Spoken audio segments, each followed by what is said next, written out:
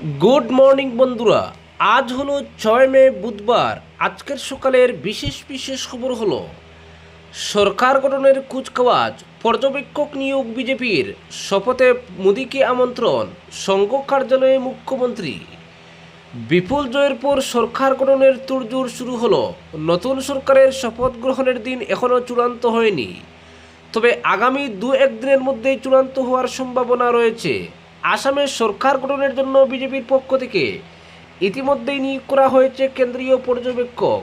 বিজেপির প্রাক্তন সর্বভারতীয় সভাপতি জেপি নাড্ডা এবং হরিয়ানার মুখ্যমন্ত্রী নায়াব সিং সাইনি পর্যবেক্ষক হিসেবে উপস্থিত থাকবেন রাজ্যে। তাদের উপস্থিতিতে এনডিএর নেতা নির্বাচন করা হবে। নতুন সরকার গঠনের পথ প্রশস্ত করতে বুধবার মুখ্যমন্ত্রীর পদ থেকে ইস্তফা দিতে পারেন মুখ্যমন্ত্রী।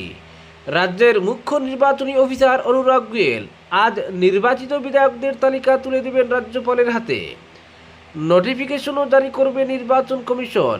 এর ভিত্তিতে পঞ্চদশ বিধানসভা ভঙ্গ করার বিজ্ঞপ্তি জারি করবেন রাজ্যপাল। এর আগে ইস্তফা দেবেন মুখ্যমন্ত্রী। তার ইস্তফার সঙ্গে সঙ্গেই ভঙ্গ হবে পঞ্চদশ বিধানসভা।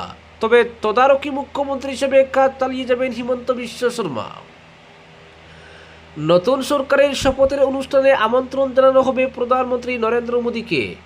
তবে প্রধানমন্ত্রী দেওয়া তারিখের উপর নির্ভর করবে নতুন সরকারের শপথ।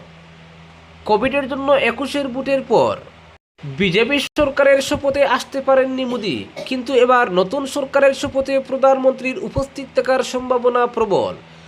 নতুন সরকারের শপথ নিয়ে মুখ্যমন্ত্রী বলেন, বিজেপির সভাপতি নীতিন নবীন ঠিক করবেন কবে শপথ হবে।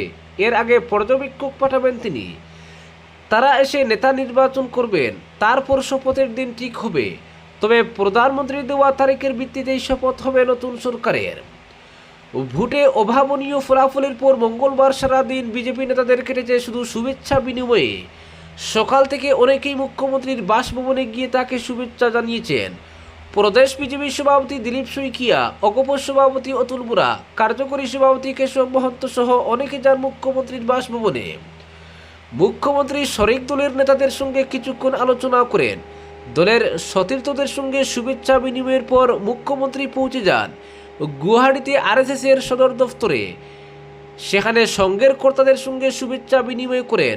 কিছুক্ষণ বিভিন্ন বিষয়ে আলোচনাও করেন তিনি। নবনির্বাচিত বিধায়করাও বিধানসভা কেন্দ্রের বিজয় উৎসব ছেড়ে দিশপুরে আসতে শুরু করেছেন, কারণ আগামী দু একদিনের মধ্যেই বিজেপি বিধায়কদের বৈঠক ডাকা হতে পারে। এনডিএ জোটের বিধায়কদেরও বৈঠক হবে, ফলে সকলেই দিশপুরে এসে প্রস্তুত থাকবেন নেতা নির্বাচনের জন্য। অপরদিকে আসাম বিধানসভা নির্বাচনে কংগ্রেসের ভরাডুবির পর অবশেষে মুখ খুললেন দলের প্রদেশ সভাপতি গৌরব গগৈ। পরাজয়ের দায় নিজের কাঁধে তুলে নিয়ে তিনি স্পষ্ট জানালেন, দলের অধিনায়ক হিসেবে এই ব্যর্থতার সম্পূর্ণ দায়িত্ব তারই। মঙ্গলবার গুয়াহাটির রাজীব ভবনে আয়োজিত এক সাংবাদিক সম্মেলনে আত্মসমালোচনার সুরে তিনি বলেন, এই ফলাফল আমাদের প্রত্যাশার সঙ্গে মেলে না।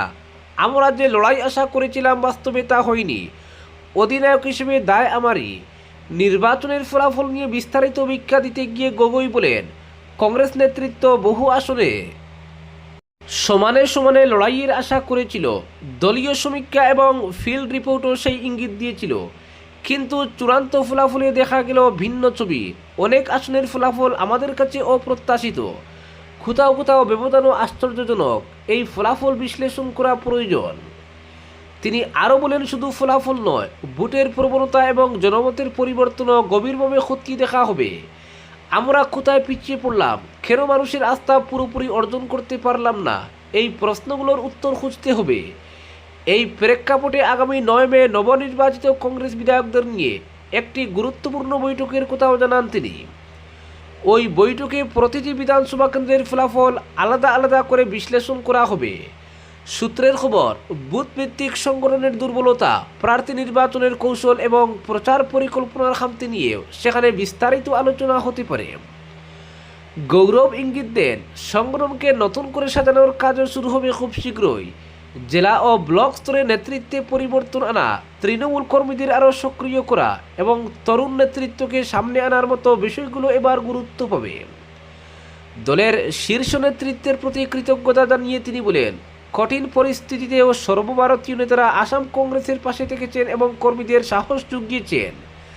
তাদের দিক নির্দেশনা আগামী দিনের লড়াইয়ে দলকে শক্তি যোগাবে বলেও তিনি আশা প্রকাশ করেন।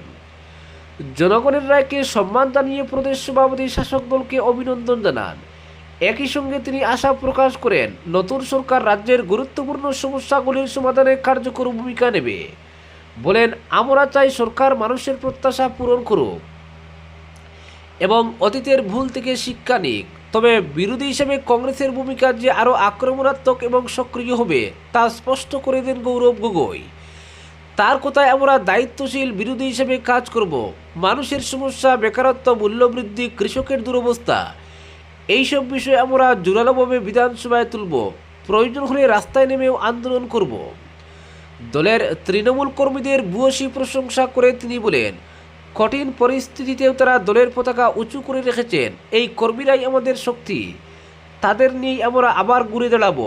ভবিষ্যৎ পরিকল্পনার কথা বলতে গিয়ে গৌরব গগৈ জানান, কংগ্রেস খুব শীঘ্রই জনসংযোগ কর্মসূচি শুরু করবে। গ্রাম থেকে শহর সব জায়গায় গিয়ে সাধারণ মানুষের মতামত শোনা হবে। তাদের সমস্যা, প্রত্যাশা এবং অভিযোগের ভিত্তিতে নতুন রাজনৈতিক কর্মসূচি গ্রহণ করা হবে। রাজনৈতিক মহলের মতে এই পরাজয়ের পর গৌরব গগৈর সরাসরি দায় স্বীকার এবং সংগঠনের পুনর্গঠনের ইঙ্গিত কংগ্রেসের জন্য তাৎপর্যপূর্ণ। এতে একদিকে যেমন দলের ভেতরে আত্মবিশ্লেষণের পথ খুলছে, অন্যদিকে নতুন করে জনভিত্তি গড়ার সম্ভাবনাও তৈরি হচ্ছে। অপরদিকে অখিল গগৈকে বিধানসভায় দরকার এমনটাই দাবি করলেন হিমন্ত বিশ্ব শর্মা। এর কারণও অবশ্য বলে দিয়েছেন তিনি।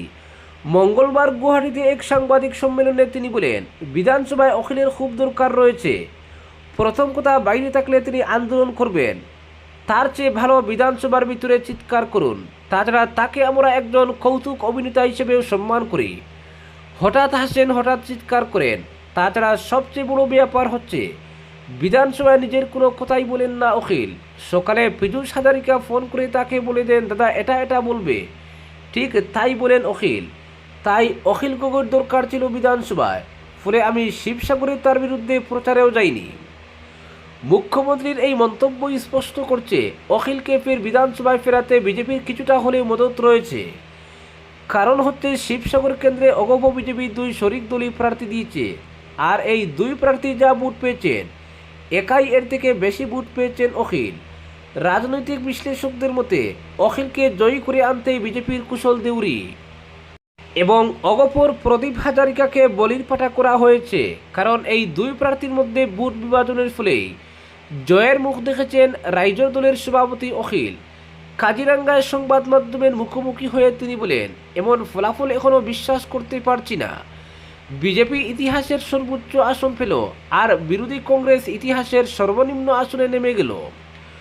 মঙ্গলবার কাজিরাঙ্গার দুর্গাপুর এলাকার কাজিরাঙ্গা জাতীয় অর্কিড উদ্যানে সাংবাদিকদের সামনে অখিল গগৈ বলেন, আমরা এক ভয়ঙ্কর এবং অসীম লড়াইয়ের মুখোমুখি হয়েছিলাম। আমি নিজে শিবসাগরে প্রায় 30,000 ভোটে জয়ের আশা করেছিলাম, কিন্তু জিতেছি প্রায় 18,000 ভোটে, অর্থাৎ প্রায় 12,000 ভোট কমেছে।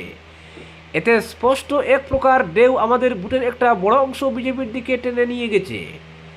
নির্বাচনের ফলাফল বিশ্লেষণ করতে গিয়ে তিনি দুটি দিক তুলে ধরেন। একদিকে প্রযুক্তিগত দিক খতিয়ে দেখার প্রয়োজনীয়তার কথা বলেন, অন্যদিকে রাজনৈতিক বাস্তবতার কথাও স্বীকার করেন। তার অভিযোগ, সমষ্টি পুনর্নির্ধারণ, বিপুল অর্থ ব্যয় এবং শাসক দলের সাংগঠনিক শক্তি নির্বাচনে বড় ভূমিকা নিয়েছে। তার মতে মহিলাদের হাতে 9-10 হাজার টাকা করে দেওয়া, একাধিকবার মুখ্যমন্ত্রীর সভা, বিজেপির শক্তিশালী সংগঠন, এইসবের বিপরীতে আমরা অত্যন্ত সীমিত সম্পদ নিয়ে লড়েছি। একদিকে কোটি কোটি টাকা খরচ, অন্যদিকে আমরা সামান্য অর্থ নিয়ে লড়াইয়ে নেমেছিলাম। বিরোধী ঐক্যের অভাবকেই প্রধান কারণ হিসেবে তুলে ধরে অখিল বলেন, গৌরব গগৈ, লুরিনজ্যোতি গগৈ এবং আমি কার্যত একসঙ্গে প্রচারই করতে পারিনি। এমনকি কংগ্রেসের কেন্দ্রীয় নেতৃত্ব যেমন রাহুল গান্ধী বা প্রিয়াঙ্কা গান্ধীকেও প্রত্যাশিতভাবে মাঠে দেখা যায়নি। একসঙ্গে প্রচার চালানোর প্রস্তাব দেওয়া হলেও বিভিন্ন কারণে তা বাস্তবায়িত হয়নি। সময়ের মধ্যে বিরোধীরা ঐক্যবদ্ধ হতে না পারাই সবচেয়ে বড় ব্যর্থতা। তবুও নিজের জয়ের প্রসঙ্গে তিনি বলেন, মানুষ আমার উপর আস্থা রেখেছে, এটা আমার জন্য বড় দায়িত্ব। রাইজর দল এখন আসামের চতুর্থ বৃহত্তম রাজনৈতিক শক্তি হিসেবে উঠে এসেছে। স্বীকৃত রাজনৈতিক দল হওয়া লক্ষ্য ছিল আমাদের। 6% ভোট বা অন্তত 4 জন বিধায়ক দরকার ছিল। কিন্তু জোটের কারণে আমরা সেই লক্ষ্য পূরণ করতে পারিনি। কংগ্রেসের বর্তমান অবস্থাকে বড় চ্যালেঞ্জ বলে উল্লেখ করে তিনি বলেন, সংখ্যাগরিষ্ঠের তুলনায় সংখ্যালঘু বিধায়কের সংখ্যা অনেক বেশি, এটা কংগ্রেসের জন্য কঠিন পরিস্থিতি। গৌরব গগৈ, লুরিনজ্যোতি গগৈ এবং দেবব্রত শইকীয়ার মতো নেতাদের জয় অত্যন্ত প্রয়োজন ছিল। আসামের রাজনীতিতে এই নেতাদের ভূমিকা গুরুত্বপূর্ণ। অপরদিকে পদত্যাগ করছেন না মমতা। আমি এখন মুক্ত পাখি, বিতর্ক দেশ জুড়ে। টানা 3 মেয়াদ ক্ষমতায় থাকার পর বিজেপির কাছে রাজ্য হারালেও পশ্চিমবঙ্গের মুখ্যমন্ত্রী ও তৃণমূল কংগ্রেস প্রধান মমতা বন্দ্যোপাধ্যায় পদত্যাগ করতে অস্বীকার করেছেন। এর ফলে এক অভূতপূর্ব রাজনৈতিক সংকট তৈরি হয়েছে, যা সমাধানের জন্য রাজ্যপাল RN রবির কাছে পৌঁছাতে পারে। মমতা, যিনি সংকটে পড়লে লড়াইয়ের মেজাজে থাকেন এবং গতকালই বাঘের সেনার মতো লড়াই করার প্রতিশ্রুতি দিয়েছিলেন, মঙ্গলবার যুক্তি দিলেন যে তিনি নির্বাচনে হারেননি এবং বিজেপি যে জনাদেশ পেয়েছে তা লুট এর ফল। তিনি সাংবাদিকদের বলেন, আমি হারিনি তাই রাজভবনে যাব না, আমি পদত্যাগ করব না। মমতার এই পদক্ষেপের ফলে রাজ্যে রাষ্ট্রপতি শাসন জারি হতে পারে, তবে নির্বাচন কমিশনের সূত্র জানিয়েছে বিজয়ী দল সরকার গঠনের দাবি জানালে এবং রাজ্যপাল আমন্ত্রণ জানালে এর প্রয়োজন হবে না। পশ্চিমবঙ্গ বিধানসভার মেয়াদ শেষ হচ্ছে 7 মে এবং বিজেপির হাতে সরকার গঠনের জন্য মাত্র 2 দিন সময় রয়েছে। সোমবার নিজের ভবানীপুর আসনে গণনা শেষের দিকে এগোতেই যখন স্পষ্ট হয়ে গেল তিনি বিজেপি প্রার্থী শুভেন্দু অধিকারীর কাছে হেরেছেন, তখন তিনি অভিযোগ করেন যে এই নির্বাচনে 100টি আসন চুরি হয়েছে। তিনি বলেন, লুট লুট লুট। মঙ্গলবার তিনি সরকার ও নির্বাচন কমিশনকে অভিযুক্ত করে বলেন, কমিশন নোংরা খেলা খেলেছে এবং তৃণমূলের আসল প্রতিদ্বন্দ্বী বিজেপি নয়, কমিশন। সরকারের সরাসরি হস্তক্ষেপের অভিযোগ তুলে তিনি বলেন, এভাবেই তারা মহারাষ্ট্র, হরিয়ানা, বিহার এবং এখন বাংলায় ভোট চুরি করেছে। তিনি আরও বলেন, এভাবে গণতন্ত্র চলে না। যখন বিচার ব্যবস্থা নেই, যখন নির্বাচন কমিশন পক্ষপাতদুষ্ট এবং সরকার একদলীয় শাসন চায়, তখন বিশ্বের কাছে ভুল বার্তা যাচ্ছে। 71 বছর বয়সী মমতা বলেন, তিনি ভোট কেন্দ্রে আক্রান্ত হয়েছিলেন এবং সেই কারণেই সাংবাদিকদের মুখোমুখি হতে পারেননি। আমাকে পেট ও পিঠে লাথি মারা হয়েছে, সিসিটিভি বন্ধ ছিল, আমাকে গণনা কেন্দ্র থেকে বের করে দেওয়া হয়েছে, একজন মহিলা হিসাবে আমার সঙ্গে দুর্ব্যবহার করা হয়েছে বলেন তিনি। মমতা আরও যোগ করেন, যদি কেন্দ্রীয় বাহিনী এভাবে আচরণ করতে পারে তবে আমার বলার কিছু নেই। আমি আগের বিজেপি সরকার দেখেছি, কিন্তু এমনটা কখনো দেখিনি। মমতা তার দলের আগামী দিনের কৌশল প্রকাশ করতে অস্বীকার করেছেন, তবে বলেছেন যে ইন্ডিয়া জোটের নেতারা তার সঙ্গে যোগাযোগ করেছেন এবং তাদের সমর্থন রয়েছে। তিনি জানান, তার দল 5 জন সাংসদ ও অন্যান্যদের নিয়ে একটি তথ্য অনুসন্ধান কমিটি গঠন করবে, যারা তৃণমূলের উপর হামলা ও দলীয় কার্যালয় ভাঙচুরের ঘটনাস্থল পরিদর্শন করবে। কংগ্রেস নেতা রাহুল গান্ধী পশ্চিমবঙ্গে তৃণমূলের প্রধান প্রতিদ্বন্দ্বী বিজেপিকে বাংলায় ভোট চুরির অভিযোগে অভিযুক্ত করেছেন। সোমবার মমতার 100 আসন লুটের দাবিকে সমর্থন করেছিলেন রাহুল গান্ধী।